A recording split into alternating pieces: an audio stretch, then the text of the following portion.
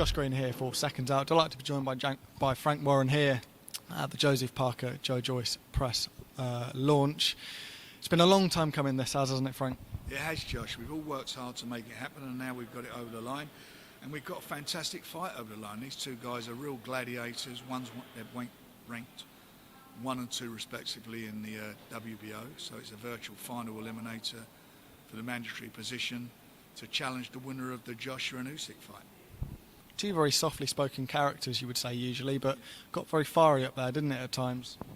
Well, Joe Joyce is pissed off with Joseph for all the shenanigans and all the problems in getting this on after announcing it back in April. But you know what, that's all past now, and all that matters now is the 24th, and as long as both of them step into the ring, that's all I care about. And as I said, I think we're going to get something a little bit special on the night. Take it all out, take it out of each other on the night in the ring, that's where it counts. Put a dent in his face, was that? In his face, or two.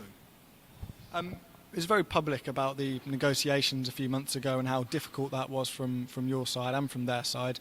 What was it like in the weeks leading up to it, and now we finally reached the agreement? Well, I didn't deal with the negotiations. My son George dealt with them with Ben Shalom. I let them get on with it, so I didn't get involved. He sort of let me know what was going on, and I left them to it. So at the end of the day, they got it over the line. Joseph Parker is very outspoken. He thinks he's the A side of this fight. Joe obviously thinks he's the A side himself. I'm sure you're going to be saying that Joe Joyce is the A side, but why do you think Joseph Parker's saying that? Probably making himself feel that he is the A side. The fact of the matter, the fight's in the UK. Joe Joyce is a British fighter, and he's got the #1 spot. He's above him in the rankings, so he's the A side. When they come out, he's going to walk out first. He's going to be in the red corner. Joe's going to be in the blue corner. He's the A side of the card. Whatever way you want to look at it, that's what it is. BT Sport box office, there'll always be criticism for fights that go on box office. What can you say to persuade people to buy it? Well, you can't have it both ways. You know, you're saying you want to see these big fights made. It takes big money to make these big fights, and the only way you can generate is from pay-per-view. It's what it is. You know, I'm not going to be an apologist about that. That's how you make big fights. That's how they make them in the States and here. You know, that model.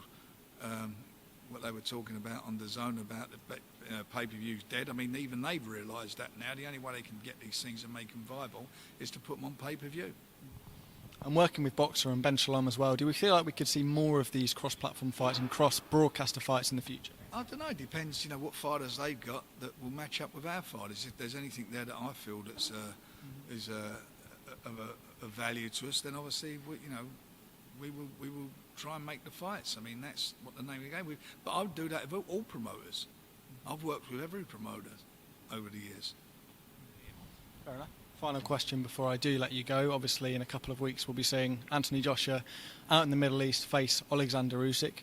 Would you ever do a show over in the Middle East? Because we've seen how much backlash and criticism that has got. I haven't got any problem with it. The money's there, and I would certainly do it, without a doubt. Without a doubt, I would do it. Perfect. Cheers, Frank.